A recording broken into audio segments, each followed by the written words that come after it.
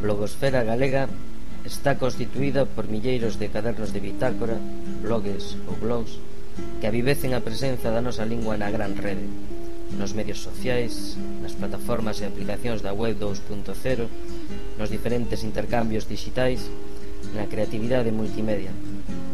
A vitalidade da lingua galega na rede dos usuarios e usuarias medra cada día. Segundo o profesor Manuel Gago, os blogs están a ser verdadeiros impulsores do rexurdimento da lingua galega nos medios de comunicación. Digamos que onde hai 2-3 anos é cando se popularizou realmente o uso de bitácoras, probablemente no último ano ou nos últimos 24 meses ou así o uso de bitácoras xa foi avallante. Eso significa que hai unha auténtica avalancha de contidos de xente, sobre todo de xente con ganas de comunicar. Blogaliza, unha das plataformas para a creación de blogs con servizo plenamente en galego, computa case 6.000. A Blogoteca, outra opción para a xestión en galego, medra un ritmo duns 100 blogs ao mes. En Bloguz, por exemplo, un sistema de escolla de blogs segundo a súa repercusión na rede, o galego ocupa o 9º posto entre as linguas do mundo. A arañeira de blogs, interconectados polas continuas ligazóns aos afíns e favoritos, abrangue os máis diversos ámbitos: o do cotiá familiar e do contorno,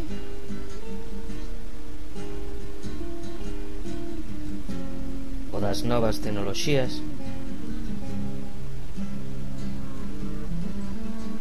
o do deporte,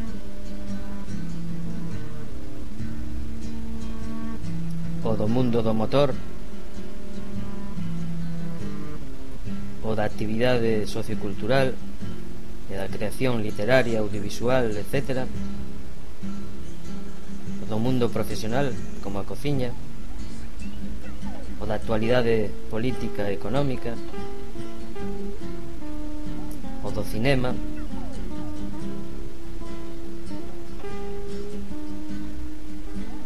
do ecoloxismo, da música,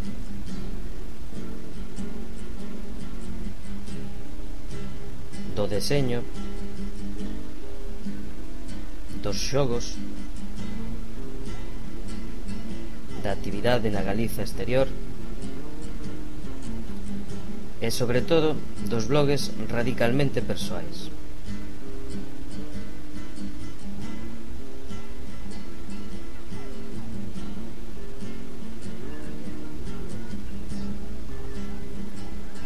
Grazas ao esforzo de moitos profes, o ensino galego leva xa tamén un tempo poñendo a nosa voz na rede, procurando unha educación acorde cos tempos, fomentando o intercambio de ideas, experiencias e recursos e desenvolvendo competencias digitais activas no alumnado.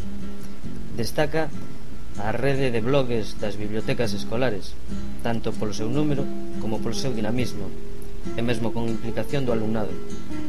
E que non son poucos os cadernos digitais da aula, de grupos ou persoais de mozos e mozas que están creando coñecemento, expresándose, manexando mellor internet, usando a lingua sen prexuizos.